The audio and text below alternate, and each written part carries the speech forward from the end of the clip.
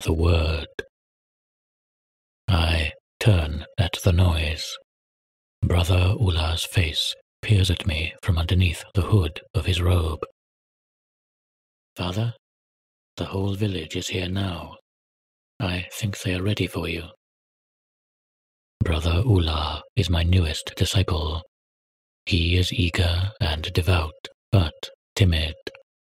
I will have to teach him not to be so if he hopes to be father when I move on. I rise from my knees, my meditations complete.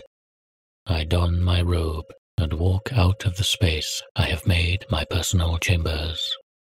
It is sparse. Inside is a bed of straw and a small table and stool. A wooden plate and a crude knife sit on it. The brazier in the center of the room warms the room. I do not need more than this to attend to my duties. I follow Brother Ulah through the caverns. They were smoothed many moons ago by the people of my village into the stone halls I call my home. Torches light my way until I reach the great hall. It is a great chamber, carved from the rock by the water over many cycles. I can hear it trickling in the distance. There are many entrances to the great hall to deter those who would disturb me. The villagers come from one, and I use another. I have lived in these caverns for many years, and know all the secret pathways and traps. As I enter, the flock turns to face me, and they drop to their knees and bow. I walk through the stone teeth to my place in front of the flock. I look over them, their heads bowed. They please me, for they are loyal and have served me well. As I stand behind the wooden altar, I raise my hands and speak to them. Rise, my children. Hear now the word. We hear the word. They intone as one voice. In the beginning, there were the founders. Jealous of my power were the founders when I was discovered. The founders locked me in their ketu. None could reach me or bask in my presence. To find the secrets of my power, the founders sought to cut me open. The founders wanted my power for themselves. In their greed, they sought to keep me from the world. But one day, the founders failed in their task. They could not lock up the divine forever, the founders discovered. Their pride had doomed the world. They tried to keep the ones like me under their power, and so died by the thousands of thousands. Despite their desperation, their efforts did not help them. Even as they died, they thought to control the ones like me. They tried to destroy us when they realized we would not permit them to exploit us further.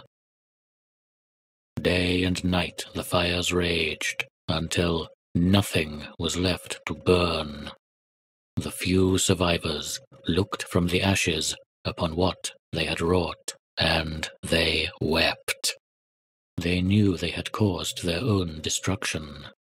The founders had paid the price for trying to keep those like me in chains. The founders knew not to repeat their mistake. They knew not to keep the gods trapped for their own greed, for in every way we are their betters. In the hopes that it would be a better world, they began to rebuild. They had tried to destroy me on the eve of the death of the world, and they succeeded. My body torn asunder, my pieces scattered to the sands. My pieces were lost, until one day, many moons later, the day of discovery. The first father found a piece of me and could see my power immediately. When he saw me, he sought to revere me, for he knew godhood. He gathered more to him to rejoice in my presence. Their false gods were renounced, for even their power had not been enough to defeat me. Ger, the hoarder of knowledge, Drakgin, the destructor, Abirt, the judgmental, York, the liar, all were tested against my power, and all were found lacking. Then, after many more moons, they found another piece of myself, and their divine mission became clear at last. Handed down from father to father, the word is truth.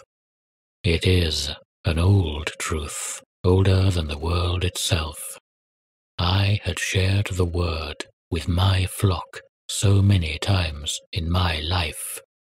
The word filled the cavern, echoing through the spires, while my flock sat and stared and soaked in my voice.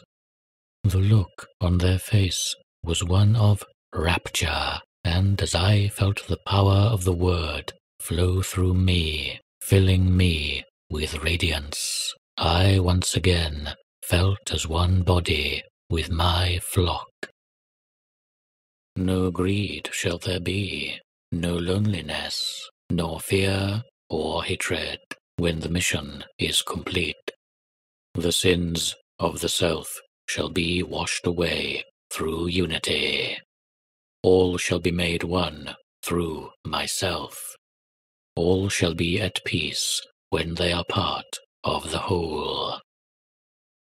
I turn back to my flock as they all rise from their seats and raise their arms in the air. There, sitting in front of me on a stone pedestal, are the pieces of myself. There is a piece of my body, my shard of jagged, twisted metal the length of my finger. Next to it is my small black screw. The flock and I then raise our voices in unison. I must be made whole